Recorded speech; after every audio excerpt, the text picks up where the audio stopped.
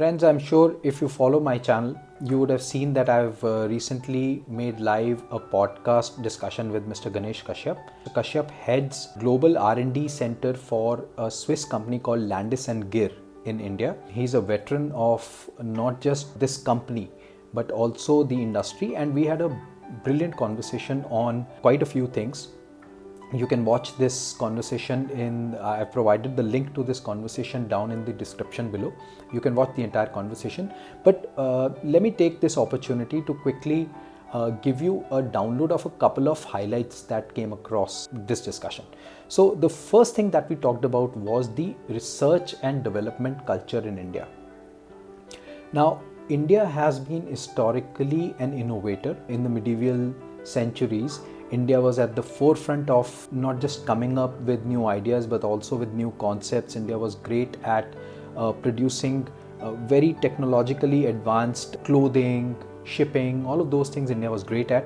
But somehow down the line, when we started to follow the Western education system, our creative mindset somewhere got lost.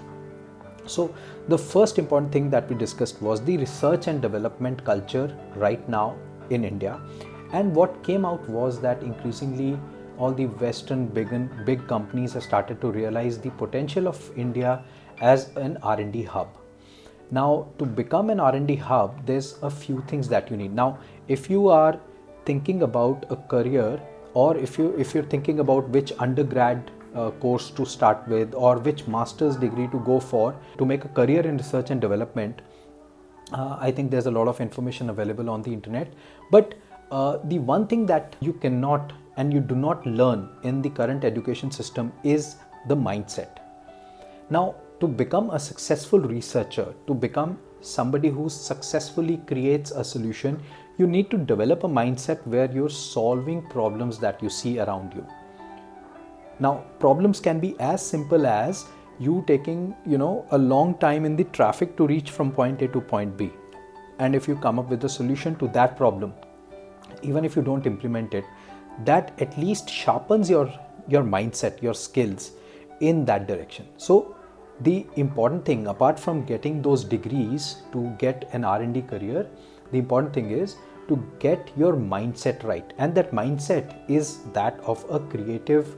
You need to have a creative head on your shoulders, and that creativity need not be just an artistic creativity. It needs to be the problem solving kind of creativity. You need to think out of the box.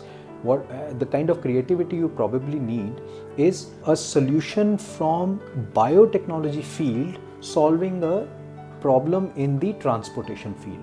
Completely out of the box here, but that's the kind of mindset you need to get a successful career in research.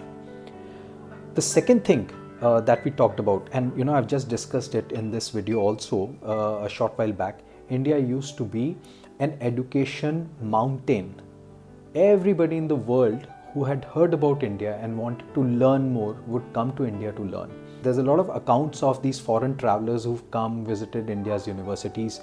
In fact, the world was so scared of Indian universities and the research and the knowledge that these universities developed that every invader to India, the first thing they would do is go and burn the library. So they would go and destroy a university. That's how scared everybody was. And I believe that the British, they were quite successful in breaking down our education system, our education structure. Now, our conversation now, it revolved around how we can bring back some of the elements of, our ancient education system into our modern education system. Our modern education system is blighted with a lot of problems. For example, most schooling, it does not prepare you for the skills that you're actually going to need to be successful at a career. All that education system is doing is sorting out people who can work hard and do a lot of rote learning from the other students. That's all our current modern Western education system is doing. So it's very important to bring some of those elements of the olden Indian traditional education system, which structured around gurukuls, and everybody would get access to these gurukuls. And then if somebody wanted to really go deeper into the concepts, they could go to a university, and those universities were world class. So without getting into too much detail, our discussion revolved around how our ancient education system could give us some of the elements which could make India a success again, which could take India back to the level of previous glory. And that will not happen until India is truly the creator of concepts, is creator of knowledge. If knowledge keeps getting created elsewhere, then India stands a very faint chance in regaining that glory of global leadership.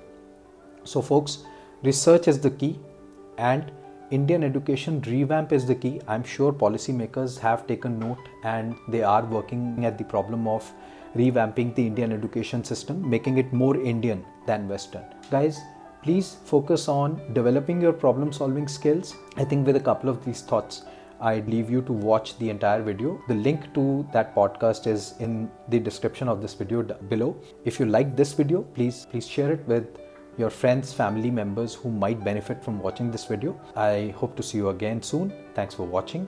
Goodbye.